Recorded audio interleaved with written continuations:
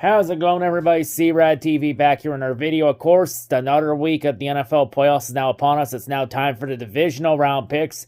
As last week in the wild card round, we started off with 14 teams, and now we are down to our last 8. As 6 teams went home last week, now down to our last 8, and after this week, we chopped the field in half to our final 4. So in the wild card round last week, I was 3-3 with the picks. So the overall record this year is now 179, 97-1. So yeah, let's see how the divisional round shapes up and see who goes on to the AFC and NFC championship games respectively. So let's go over the 4 games. So for our first game on Saturday in the afternoon, we have the Buffalo Bills, Denver Broncos playing in Denver at Mile High. Bills and Broncos meet in the playoffs for the second year in a row, this time in Mile High. Denver comes in this game favored by 1.5. So this is a close game, can go either way. The Bills, honestly, the Bills have been pretty inconsistent this year, even though the Broncos kind of got lucky and mainly got going because of the 4-quarter comebacks from Bo Nix. That Broncos defense has been pretty scary this year. So I think this time, I think the Broncos get the rematch over the Bills in this one. Like, honestly, I think the Broncos' inconsistencies on offense is going to come back to bite them. I don't think it will be here. I think the Broncos' defense has enough to shut down Josh Allen. The Bills have just been pretty inconsistent all year. Although the Bills win last week against Jacksonville, that most likely might have been enough for Sean McDermott to keep his job for another year. Because if the Bills lost that game to Jacksonville, there was a strong possibility that McDermott would have been fired. But we'll have to see. I mean, we already got one head coach. Well, technically, Tomlin didn't get fired. He stepped down. We'll talk about that later. But for this game, I got the Broncos winning this game. I think the Bills, I think even with no Mahomes, no Lamar, and no Burrow, the Bills are still going to mess this opportunity up. Yeah, it's crazy. The one time where the Bills look like they have an easy path now to the Super Bowl, it's the year they show regression. I think once again, the Bills will struggle against the AFC West champion, this time the Broncos. Oh, because even without the Chiefs in there, I think the result remains the same. I'm taking the Broncos to win and to cover the spread. So I got the Broncos cover winning by 2 points. So give me the Broncos in that one over the Bills. Now to our next matchup on Saturday night. We have the San Francisco 49ers, Seattle Seahawks playing in Seattle. An NFC West matchup in the playoffs. Of course, both teams split the season series this year. So this is the rubber match coming in. Seattle are heavy favorites coming in. They are favored by 7 points over San Francisco. And I'll be honest, favoring a team by that many points in a playoff game, that's a little too high. I almost wanted to take San Francisco just because of that point spread, but I can't. I mean, if George Kittle was healthy, I would have possibly considered it, but I think now with no George Kittle on the 49ers offense and potentially to start next year after he tore his Achilles, by the way, prayers to George Kittle. I wish him a speedy recovery. That sucks for him. That'll be an absolute big loss to the Niners offense. Losing arguably the best tight end in the league. But yeah, of course, Seattle's defense has been pretty good this year too, and Sam Darnold has been strong too. Hey, honestly, I don't think much will change for either team from that Week 18 matchup in that winner-take-all game. So yeah, and I think the result will be the same, hopefully with a little more offense from both teams this time.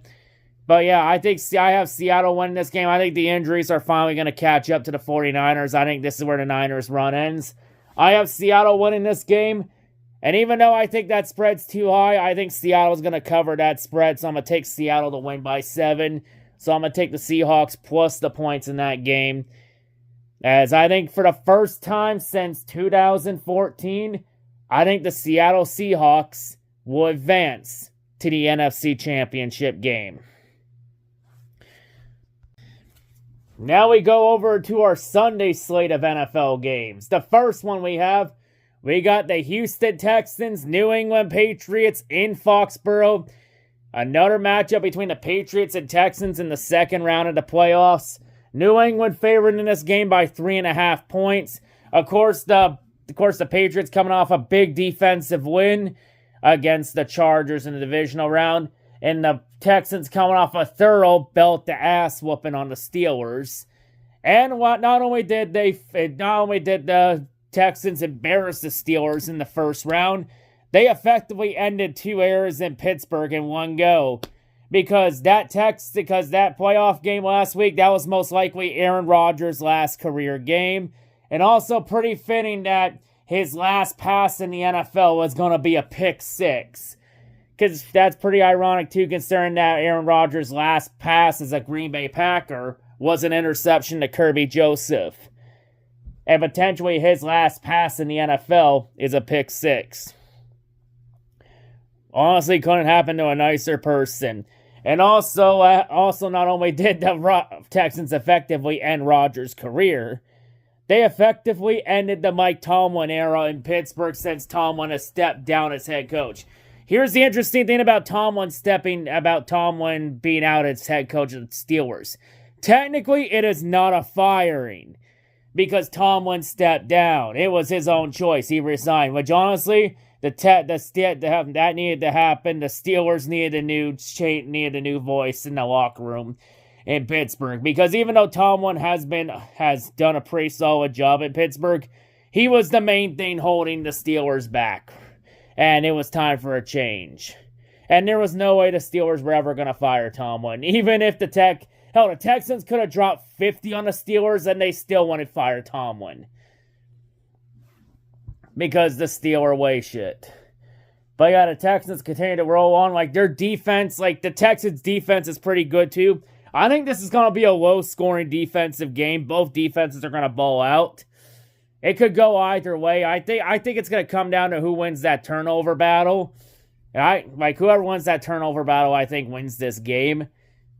But yeah, I think we all know how good the Texans' defense was, because Texans' defense was so good, it prevented me from doing a custom touchdown horn for the Steelers. Yeah, so if anyone's wondering why there wasn't a Steelers custom touchdown horn video, there you go. The Steelers defense denied me of that. The Texans defense denied me of that. Sorry, no touchdown, no content. So yeah, if you want to blame anybody for it, blame the Texans defense for being too good right now.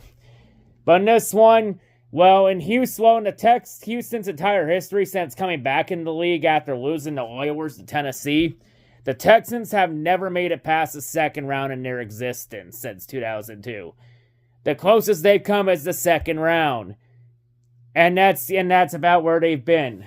They've been pretty much the new age Washington Capitals of the NFL. And I think New England will once again send Houston packing in the second round. I have the Patriots winning this game and advancing to the AFC Championship game. So I got the Patriots winning and covering the spread. And I think once again after Sunday we'll be saying, congratulations, Texans. Your team once again can't make it past the second round. But yeah, I got New England winning and advancing to the AFC Championship. And now we get to our final game, our main event of the week. The late Sunday game at 6. Los Angeles Rams, Chicago Bears playing in Chicago at Soldier Field. The Rams are favored in this game by 4 points over the Bears. So the Bears are 4-point underdogs at home. And most likely going to be a weather game, especially since Chicago's been hit by snow throughout all week. And I ain't going to let up anytime soon. So yeah, and of course, this is a game that's pretty much a lose-lose for Lions fans. Because now we're going to see what Lions fans truly do. Will they root for Ben Johnson? Or will they root for Matt Stafford? I mean, this should be a pretty easy choice. One plays for one's coaching a division rival. The other is playing in a different division, although in the same conference, but a different division. And the golden rule always is you never root for a division rival in the playoffs no matter what. So if Lions fans are the true diehards some of you claim to be, then there should be no reason why you root for the Rams Sunday. Like, it should be easy to root for Stafford over Ben Johnson. At least Stafford didn't betray the fan base and go to a division rival. He at least went to a different division on the other side of the country. Well, Ben Johnson stabbed the Lions in the back and willingly chose to go to a division rival. This should be an easy choice. Like, if there are Lions fans that actually want to pick the Bears over the Rams, I think it just shows how rent-free Stafford lived in his haters' heads in Detroit for 12 years. Like, yeah, just imagine this. Imagine Matt Stafford living so rent-free in your fucking heads for 12 years, you would be willing to root for your most hated division rival over him. That just shows how pathetic some Lions fans are if you're actually going to root for Ben Johnson over Matt Stafford. This should be an easy fucking choice. I'm picking Stafford over Ben Johnson any day of the week. So yeah, with that said, I think the Bears honestly have gone lucky the last couple weeks because they're a little fourth quarter magic thing. But I think in this round, I think their fourth quarter luck's gonna run out because if they fail to not get going until the fourth quarter against the Rams, they ain't coming back this time. Like, you might have been able to get away with it with the Packers because Matt LaFleur can't get the Atlanta out of his system since, oh yeah, well, I found out why the Packers choked so much under Matt LaFleur. It's because Matt LaFleur was the quarterback's coach for the Falcons when the Falcons when 28-3 happened in 2016. You can take Matt LaFleur out of Atlanta, but you can't take the Atlanta out of Matt LaFleur. But this time you ain't facing somebody that has a connection to Atlanta. You're facing Sean McVay. And usually if Sean McVay has it in the fourth quarter, he normally don't lose that situation. So with that said, I think once again we're going to get a blast from the past from Stafford's days in Detroit, where Stafford will once again own the Chicago Bears and make the Bears his own personal kick toy. And also, Bears fans need to get humbled because Bears fans don't know how to act out of a win, which is pretty ironic because Bears fans spent the last couple years bitching about how Lions fans don't know how to act after winning, and then they win one fucking playoff game over the Packers in a fourth quarter comeback, and now Bears fans have turned into the most ignorant assholes in the entire world. Like, when you are worse than Philadelphia fans, you royally fucked up somewhere. With that said, I'm taking the Rams to win and cover the spread. I got the Rams winning and going to the NFC Championship game. So give me the Rams by 4 in that one over the Bears. But yeah, anyway, those are my divisional round picks. So for my AFC Championship prediction, I'm sticking with my original prediction of Denver versus New England. And of course, my NFC one's kind of messed up because I had Philadelphia in it and they got bounced by San Francisco last week. So I think for the NFC title game, I think it's going to be Rams-Seahawks. I think it's going to be another NFC West matchup for the NFC Championship. The way it's honestly going to go down this year. But anyway, those are my picks for this week. So yeah, who goes to the AFC and NFC Championship games next week? Who will get sent to Cancun? Tune in this weekend to find out. Anyway, I'm out.